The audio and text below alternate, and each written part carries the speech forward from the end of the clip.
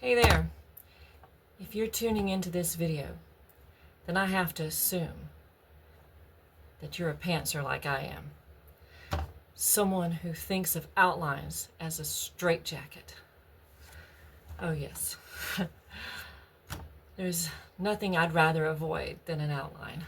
So, let me show you what I used for my second novel, That Which Is True Cannot Be, which was a suspense. So I had to do some plotting. I had to make it all make sense in my brain before I got to work.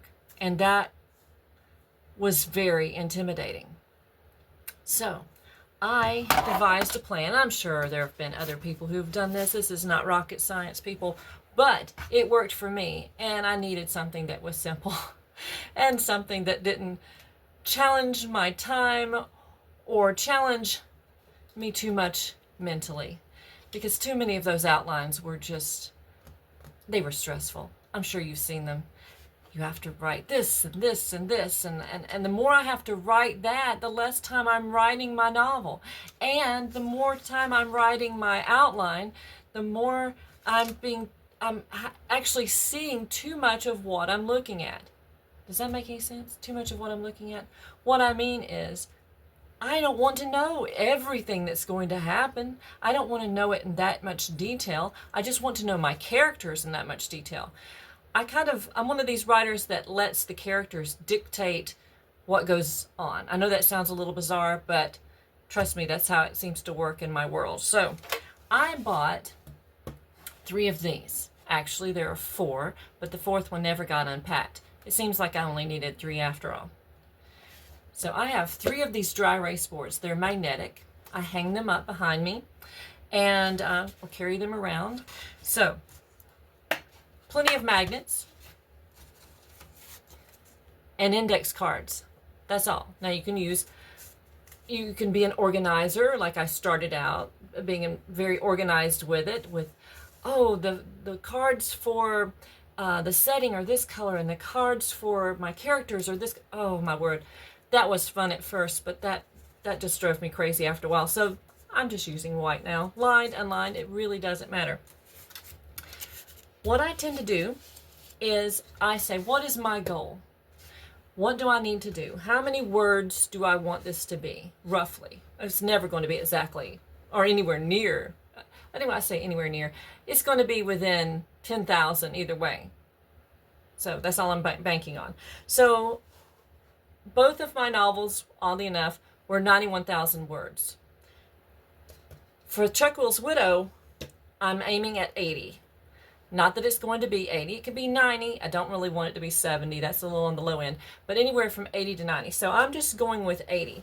And what I wrote on my card, and I will read that. I wish I could show you all my cards, but I doubt you could read my chicken scratch. Literal chicken scratch here. So for 80,000 words, and my chapters tend to be around 2,500 words, give or take. Any more than that, and it feels like the pacing starts dropping off. So I like to stick around anywhere from 1,500 to 3,000 words. It has gone a little bit higher than that, but on average, 2,500. That's what I'm using for my calculation. So with 80,000 words and 80,000 words is my goal, my end game here, and at 2,500 words per chapter, that has me at 32 chapters. So then what I do with my boards is, the first board is for chapter 1 through the midpoint, 16, chapter 16. And then I have the middle board is for midpoint plotting, okay? That usually tends to be a very big deal, the midpoint, so that it gets its own board. And then the third board is from chapter 16 or thereabouts to the end, to chapter 32. Now, I don't squeeze everything into 32 chapters if it needs more room to breathe, but I'm just doing this as my version of a light outline, just to kind of keep me on track. And this is what I mean by on track. If in writing a suspense novel, or with my third one, this is suspense leaning horror, Southern Gothic style, modern Southern Gothic style. then I need to keep myself on track. So this is what I do. So I have my aim, and I have my midpoint, and then I say, chapter 1, where am I starting with that? And I'll put that on my board. And I'll just scratch out a little something about it. I mean, very little. This one says, Versi and Yona discover beauty at Versi and Chuck's house. Versi throws rocks at beauty. Title, Hand in the Cookie Jar. That's all. And that makes no sense to you right now, I understand. But if one day you read my book, it will make perfect sense. So that's that. And then I put another idea on the board that I've been mulling around. My alternate chapter for chapter 1, because I'm really torn. And that will be another video where you guys can help me decide my entry point into my novel. But another day. So I'll just keep doing this. And this doesn't have to be in one sitting. That's the wonderful thing about this too, is I can keep putting ideas on the board. Chapter 2's idea, chapter 3. And these are easy because I've already done the first draft of chapters 1 through 5. And I just keep putting them on here. But what I like about this is that I can rearrange things. I really don't want chapter 3 to be there. Let's see if chapter 3, if I should bump that up ahead of the events that happen in chapter 2 and rearrange them. Then I can play around with that. And in fact, I don't like to write the chapter title on my card until I get things a little more solidified in my brain, after I play around with the plot structure. But this is the most painless way that I've found to plot out something. And do I plot out all 32 chapters? Absolutely not. That in fact might make an outliner pass out right there, that I don't know what's going to happen at the end. And I've even heard agents and writers say, oh, you have to know the end. The end is the most important part. Know the end before you write anything down. Oh my gosh, that would kill it for me. It's like somebody telling you the end of a movie instead of letting you watch the movie, and you're like, why do I want to watch the movie now? That you took all the fun out of it. That you killed it. Thank you. So I don't do that. I like the characters to dictate where I go with the story, and therefore I do not put that at the end. Now I have ideas. I put ideas on my board of where could this go, but that's just to kind of keep it fresh in my brain so I don't forget things, because I tend to forget things. And that's where I leave it, so that board stays untouched a lot, okay, for a very long time. So I just occasionally put something on it. But this one, especially when I'm first starting off, I want to kind of know the journey. It's kind of like when you're planning a vacation, if you're a pantser, planning a vacation where you might know a few things that you have to do. You just have to go here and you have to go there.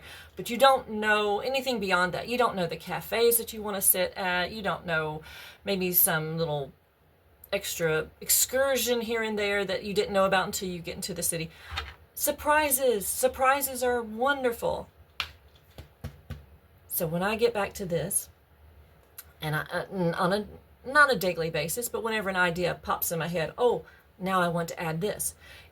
This is my brainstorming tool also. It helps me keep thinking of things where I want to go. And I guess, outliners might be able to just push through and figure out every little thing they want to address. I can't do that. I keep getting fueled over and over by each little part I put on the board. So let's say I rearranged chapter 3 and chapter 5 or what have you, or I chose one alternate beginning over another one that might throw something else off just a little bit. Then that just strikes more and more ideas. Oh, and then something else. Oh, I didn't think about that before. Oh, yes, that's great. And then there goes another index card, and find a home for it. And this way I can move things around. I'm a very visual person, as I guess a lot of people are, but I'm visual and tactile at the same time. So while the younger set may be able to just look at a computer and rearrange on a computer everything they want, I'm not exactly in that frame of mind. I cannot do that. I feel like I'm doing something with one arm, trying to make breakfast with one arm tucked behind my back, and then it's pinching. And my circulation's going. So that's what it feels like. I'm losing my light in this room, and I do not like to turn on the overhead lighting because it is fluorescent and it is horrible. I can't stand it. And even hums. That's lovely, and not even a good tune. But let me just wrap up this real quick by saying also that I want to let you know that I do not use I do not make a card for every single chapter. I just tend to do the ones at the beginning. I like to kind of get the flow, the first few chapters, get them going. Sometimes I go up to roughly 10 chapters on here, and sometimes, like the last book, I guess I did about 10 chapters, 10 to 15 chapters, the first part, and then it got really sketchy after that. Less and less cards. So I didn't do chapter, 16, 17, 18, 19. I didn't do that. What I did instead was, again, that would have felt a little bit too much like an outline. So instead, I get the main points, pinch points and so forth, that I need, that are kind of catalysts to the next thing, the major things that need to happen. And then I can fill in the rest as I go, because it's a long ways off. I don't care that far ahead. Like I said, the characters dictate.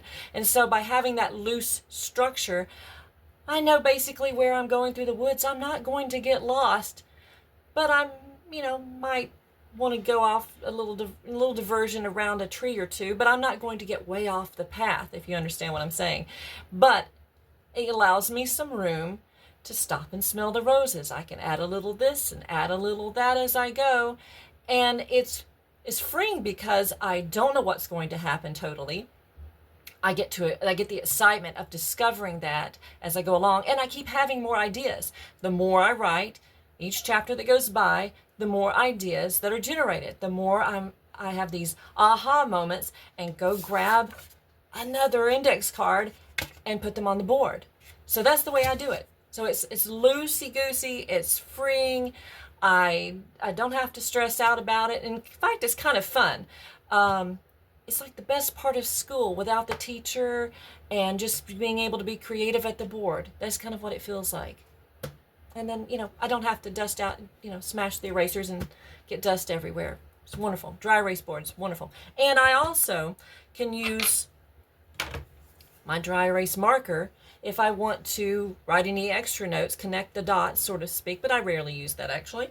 Most of the time I just stick with the cards. But I love this method. I hope it works for you. If not, I'm sorry, but this is what works for me. If you have a wonderful method, I'd love to hear it. I'd love to hear what you use if you're a pantser. Outliners, I guess I'll listen to you too.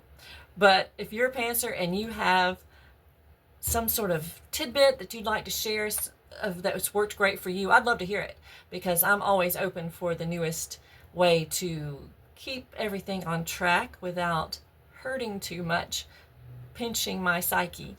So I hope this was helpful. Go ahead and like and subscribe. I'd love to hear what you have to say.